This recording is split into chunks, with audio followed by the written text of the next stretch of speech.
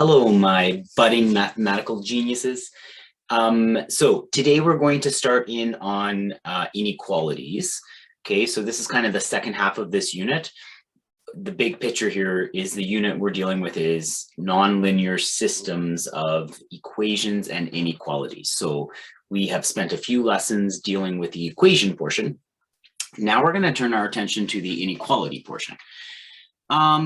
And inequalities can at first feel a little weird to kids because there's not one solution, there's an infinite amount of solutions. Instead of one solution or two solutions, the solution is an entire range of viable numbers, okay? And so often kids will say, well, what's my solution? And like the picture that you're looking at is your solution. Any point within the shaded region that you're describing to me is your solution, okay? And so sometimes that just takes a little bit to kind of wrap our head around. And so just be encouraged in that it may feel a little weird the first time around, but go through it a couple of times and just give yourself the processing time to just feel really, really solid about this, okay? So we've divided this up into about 3 lessons. Today, we're going to deal with linear inequalities, and then we're going to look at quadratic inequalities in 1 variable, and then quadratic inequalities in 2 variables. And then that will kind of wrap up this unit for us, okay? All right, so first of all, we're just going to quickly review. You would have done some of these in grade 10. An inequality like this probably would have been introduced to you in grade 9 as well. I say that with hope in my voice that it was introduced to you in grade 9. I would want you to be, first of all, comfortable to say the mathematical sentence that you're looking at right here. This says x is greater than 4, okay? X is greater than 4. Now, the next thing I would want you to be comfortable with is I did not say it could be equal to, okay? If I was going to say it could be 4, I would need this little bar below it. Now I would be saying x is greater than or equal to 4. But I didn't say that. I only said x is greater than 4. So how do we graph that on a number line? Well, we know that if we're greater than, we're getting bigger, which means we're going to the right of a number line, okay? So I'm going to start at 4, and I'm going to have an arrow going to the right. The fact that I can't be 4 means I start with a non-colored in circle or an open circle, okay? If I could be 4, if there was an equal sign there, it would have been a colored in circle, okay? So this should look like this on a number line, okay? So I have an arrow starting at 4, but not colored in at 4, and then I'm heading to the right to signify the greater than, okay? All right, the next one, x is less than or equal to 7. So now we're going to start at 7. I can be 7, so I'll have a colored in circle there. But now, because I'm less than, I'm going to be heading to the left. Whoops, sorry. I went backwards instead of forwards. There we go. So x is less than or equal to 7. Okay, the final inequality I want you to do is this guy. Now, this essentially, if we were to read this, we would say -2 is less than x is less than or equal to 6. Now, mathematically, what that means, though, is x can be anything in between -2 and 6. It can't be -2 because I don't have an equal sign there, but it can be 6 because I do have an equal sign there. Okay, so I'd have a non-colored in circle at -2. I would have a colored in circle at 6, and then I would connect them. So it would look something like that. Okay? All right, so a quick review of the inequality symbols that I'm hoping that you're comfortable with. See if you can fill out the table before I do. So you could pause me. Okay. Less than would look like that. Greater than would look like that. Okay. We got to move beyond the alligator. Okay. If you're trying to have a hard time, or if you're, I don't want you to try and have a hard time. If you're having a hard time, remember that less than is the closest to the L that you can see there. Okay. The greater than is more like a backwards L, but the less than, L, less than, okay? Just trying to help you remember things. Okay, equal to, less than or equal to will be the less than sign with 1 bar underneath. Greater than or equal to will be the greater than sign with 1 bar underneath. Not equal to, that's an equal to sign with a slash through it, like that. Okay, and then approximately looks like 2 little pieces of bacon frying in a frying pan. Just to help you out. Okay, so solve the following inequalities. Graph your solution on a number line. So the first one we're going to do is 3x minus 5 is greater than 4. Now, I will say, the one thing I really want to encourage you with inequalities, when we're dealing with an equal sign, it doesn't really matter whether we say 5 equals x or x equals 5, right? It doesn't really matter where the variable is. In the same breath, it doesn't really matter where it is for the inequality either. But kids have a harder time interpreting it when it's on the right. So I would suggest always try and keep the variable that you want to look at on the left for these things, okay? Other than that, you're going to treat the inequality symbol just like you would an equal sign. So I see 3x minus 5 is greater than 4. I want to get rid of the subtraction of 5. I get rid of a subtraction of 5 by adding 5 to both sides. So when I do that, I get 3x is greater than 9. And then if I want x all by itself, I'll divide by 3. So x is greater than 3. On a number line, I'm going to put a non-colored in circle, an open circle at 3, and I will go greater than, so that'll be to the right. Okay. All right, let's try this one then. 7 minus 14x is greater than or equal to 21. Again, my suggestion is going to always be the variable you're dealing with, the variable you want to kind of look at, keep that on the left. So I'm going to keep the negative 14x on the left, which means I'm going to get rid of the 7. I'm going to subtract 7 from both sides, and that's going to give me negative 14x is greater than or equal to 14. Now I'm going to divide both sides by negative 14. And we have to have a little conversation here because there's this little tiny rule about inequalities that we often forget, and it will really trip you up if you forget. Okay, 5 is greater than 3. Do you agree with that statement? 5 is greater than 3. Okay, that is a true statement. If I was to multiply both of these by negative 1, I would have negative 5 and negative 3. And my question to you, is that still a true statement? Is negative 5 greater than negative 3? And the answer is no, it's not. It's actually less than, okay? In order to maintain truth, when we multiply or divide both sides by a negative number, the inequality actually flips. Okay, and so when we're solving this, the same rings true. I'm about to divide both sides by negative 14, and so because I'm going to divide by a negative number, the inequality will flip. That greater than will become a less than. Okay, so x is less than or equal to negative 1. I can put that on a number line now. I'll find negative 1. I'm going to have a colored in circle, and less than would be heading to the left. So it looks something like that. Okay, awesome. All right, so we can also graph an inequality in 2 variables. However, 2 variables will require 2 dimensions. So that's going to move us into the Cartesian plane. So I want to quickly review building some equation knowledge from 10C. Okay, again, I'm going to kind of go through this quickly. If I stress you out, I don't mean to. I just have this natural ability to stress people out, I think. No, if I stress you out, go back to my 10C videos, check out building equations in y equals mx plus b, slope y-intercept form, and slope point form, okay? In order to determine the equation of a line, you need 2 points or the slope and 1 point. Okay, so what we want to do, just for practice, we're going to write the equation of a line passing through these 2 points. Those of you viewing at home without the workbook in front of you, I'm just hiding my face there so you can see the question. The points are 2, -6, and 1, 3. Okay, and we want to write this in slope-intercept form. Okay, so the first thing I need is the slope.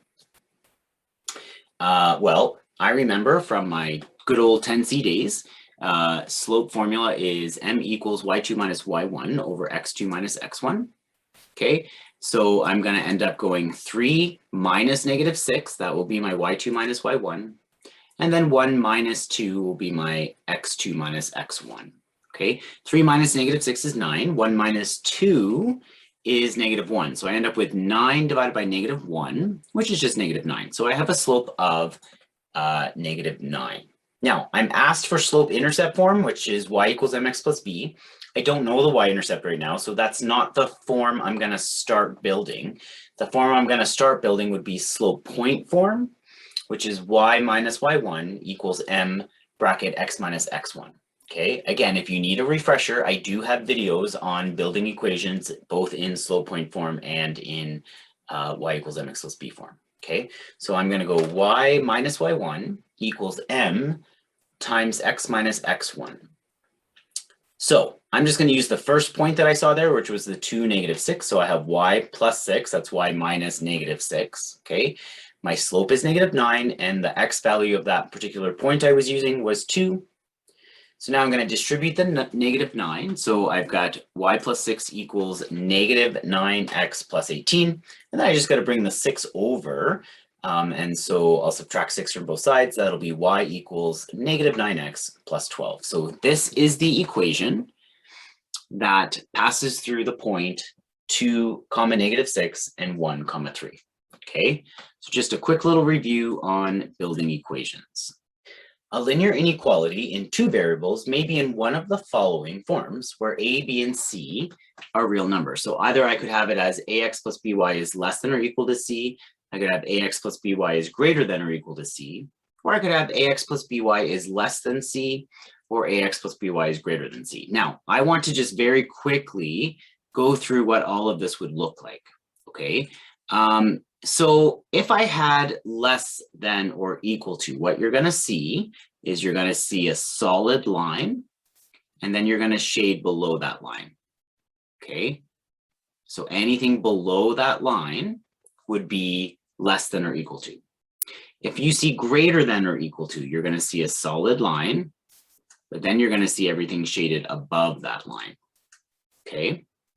If you see less than, you're going to see a dotted line like this, okay, because it means it can't actually be on the line, and then you'll go less than. So again, you'll shade everything below, okay, and then finally, if you have greater than, I'll do that one over here, you'll see a dotted line again, but you'll see everything above, okay? Now, I'm just going to hide my big old head for a sec, because I'm not sure if you originally saw that less than guy, so that would be a solid line and shading above, okay? The easiest thing to do is when you see the less than, what I always tell kids is take the line that you draw and just put arrows down all across the line, and that's going to give you the region that you want to shade. And if you see greater than, take the line that you see and just draw arrows above it, and then you know what to shade, okay? Okay. The solution to a linear inequality is a region. This is what I was talking about in my introduction. It's a region of the Cartesian plane called the solution region. It includes all the points in the Cartesian plane that satisfy an inequality. So if you look at this picture that I've shown you here, first of all, I want you to see that it's a dotted line, which means I'm not going to be equal to the actual equation of that line, okay? And then I'm shading above that line. So the inequality would say greater than or equal to here, okay? But what I need you to see is everything that's blue here is a viable solution. So the point -4, 2 is a viable solution. -2, 8 is a viable solution. 2, 1 is not a viable solution because it's not within that region, okay? So one of the other things we do is we pick a point that we're pretty sure is inside that region, and we plug it back into our equation to make sure we get a true statement. And that's called taking a test point, okay? It's some point that we're pretty sure is within the region, okay? Okay, so let's practice this. Graph the inequality 4x plus 2y is greater than or equal to 10. Check your work with a test point. So the first thing we want to do is try and get this to look a little more friendly to us, which essentially means we want to convert it to y equals mx plus b form. In order to do that, I'm going to need to minus the 4x from both sides here, okay? I need to isolate y, right? And then I'll divide everything by 2. So here I am minusing the 4x, and then if I divide everything by 2, I end up with -2x plus 5, okay? So now, if we were going to draw that together, I know that I start at 5, so I'm going to put a 5 there. And then I know my slope is -2. So I'm going to go down 2, right 1, down 2, right 1. Okay. And I want to draw my line in. See if I can do this with you decently. I'm going to draw my line in like that. Okay. I know that it's solid because it can equal. And then I'm going to want to shade everything above. So that's going to be all of this region here will be above. Okay. Now, I have a computer generated one too, because I didn't know how well I would do with a mouse. So if I take that off and just go to my next slide, here's the computer generated version of what we just did. Okay, so we have a solid line and we're shading everything above. But you can see I did the same thing, right? I have a y-intercept at 5. I went down 2, right 1, down 2, right 1. Okay, so now I want to pick a test point. Something that is obviously within that shaded region. The test point I chose was 0, 6. I'm pretty sure that that's within that region if I've drawn it correctly. So what I'm going to do is I'm going to plug in 0 for x and 6 for y back into the original function. Here's the original function, right? Okay, so we plug those points in and see if it actually gives us a true statement. So I've got 4 times 0 plus 2 times 6 is greater than or equal to 10. If you recall, we haven't really done much of this in 20-1 yet, but in 10C, when you were doing systems, you would have to verify your work. This is just like a verification, okay? So that gives us 12 is greater than or equal to 10. Yeah, that's a true statement. That test point was valid, okay? All right, let's try this guy then. Graph the inequality 5x minus 20y is less than 0. Again, I want to get this so that y is by itself on the left side because I'm trying to get it to look like y equals mx plus b. Okay, so I'm going to bring my 5x over. I'll subtract 5x from both sides. So that's going to give me negative 20y is less than negative 5x. Now I have to divide by negative 20. And a reminder of this conversation we had just a couple minutes ago. When I divide by a negative, I have to flip the inequality. So that's going to become y is greater than 1/4 x. Now, 1/4 x, y is greater than 1/4 x. That means my y-intercept is at 0, 0, right? Because that's my b value. And then I'll go up 1 over 4, up 1 over 4. Okay, and then I would take a ruler and draw in my dotted line. Now, I can't draw with my technological system here. I can't draw a dotted line for you. Well, I guess I could try it freehand, but you're going to all laugh at me because I'm going to really, really suck at this. So I'm going to get one more point there. A reminder, you're going to do this with a ruler. Okay, so I would have a dotted line and your dotted line would be straight, okay? And then it's greater than, so I'd be coloring in this section up here, okay? Again, for the good folks watching at home, I have this, just like a cooking show, I have pre-made this graph.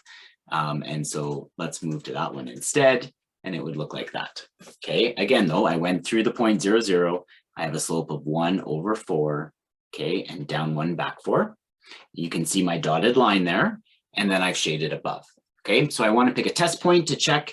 The test point I chose was 0, 2. I'm pretty sure that that's in there, okay? So let's plug that back into the original equation. The 5x minus 20y is less than 0. So I'm going to go 5 times 0 minus 20 times 2 is less than 0. That gives me negative 40 is less than 0. True statement. We're good to go, okay? Awesome. Okay, let's go the other way. This time I give you a picture and you have to come up with the inequality, okay? Well, you're just building an equation. We've been building equations like this before. I can see right here that I have a y-intercept at -2, right? And let me look for a slope. This looks like a friendly lattice point there. So I would go up 3 over 1. So I know I have a slope of 3 over 1 or just 3, okay? I also know that I have a dotted line. So if I have a dotted line, that means I'm not going to be equal to. And I know I'm shading below, right? Think about it. If I went along this line, I'd have to be going down in order to get to that shading, right? So I know that I'm less than, okay? So when I put all that together, I'd be looking at y is less than 3x minus 2. 3x minus 2. I apologize, I just noticed a typo here. That should say the b value is -2, not -1, okay? Awesome. See, you guys got this. Okay, let's do a test point. I'll clear this off. My test point I chose was 0, -4. Okay, that's right here. I'm pretty sure that's a good test point. We're gonna plug it into this original equation and see if it's true. Okay, so I'm plugging in 0 for x and -4 for y. That's gonna give me -4 is less than -2. Yep, that's a true statement. Everything is cool. Okay. All right, good job, guys. Now we're gonna end with a little word problem. Darren is hosting a barbecue and has decided to budget $48 to purchase meat.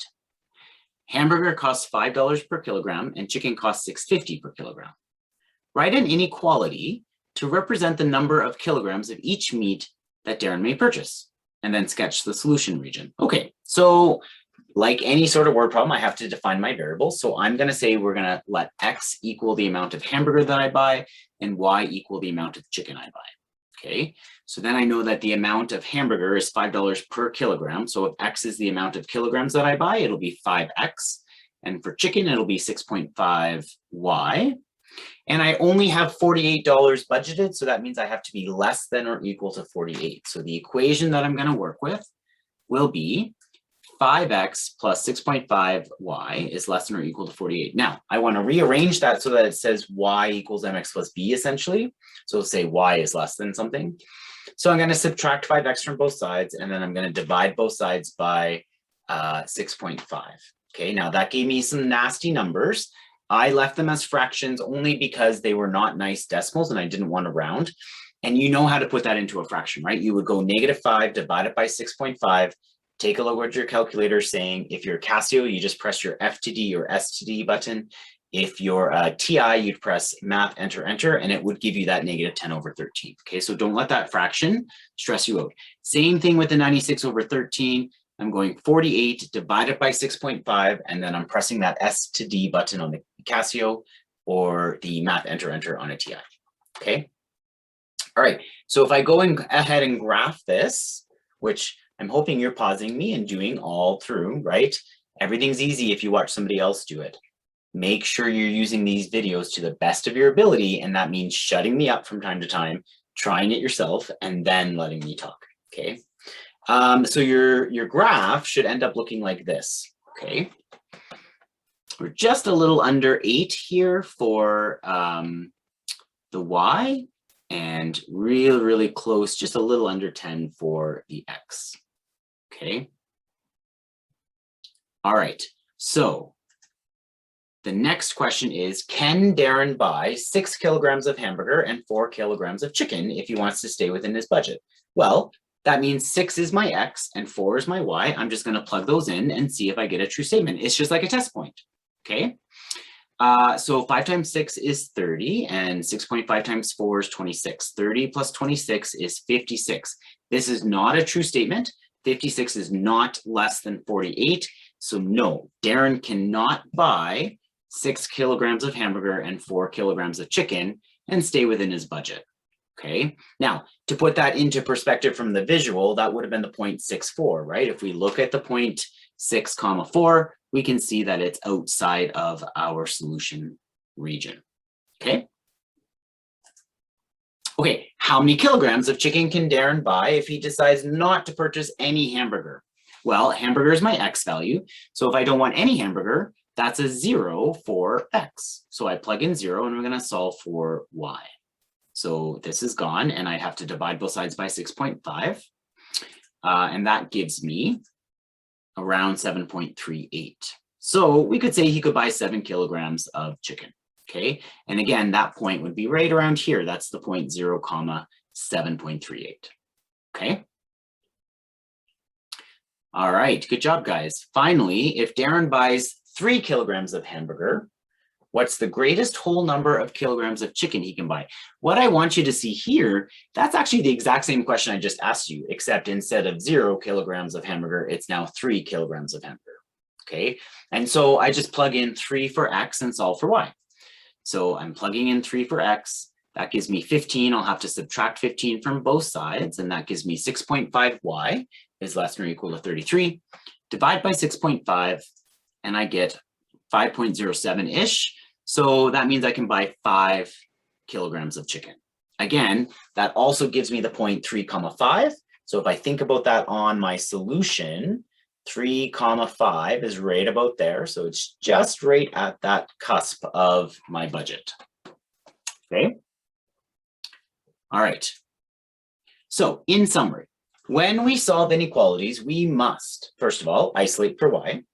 And again, I want to encourage you, keep y on the left, okay? Sketch a boundary line. So it's dashed for greater than or less than, and it's solid for greater than or equal to and less than or equal to. Shade the given region. So it would be above for greater than and greater than or equal to, and it would be below for less than and less than or equal to, and then use a test point to check your work. Okay. Okay. Awesome, awesome. You guys did great. I know you can do this, okay? Here is your homework. If you have any questions, make sure you connect with me and have lots of fun. We'll see each other for our next lesson, which is on quadratic inequalities, okay? It'll be super, super fun. Take care, guys.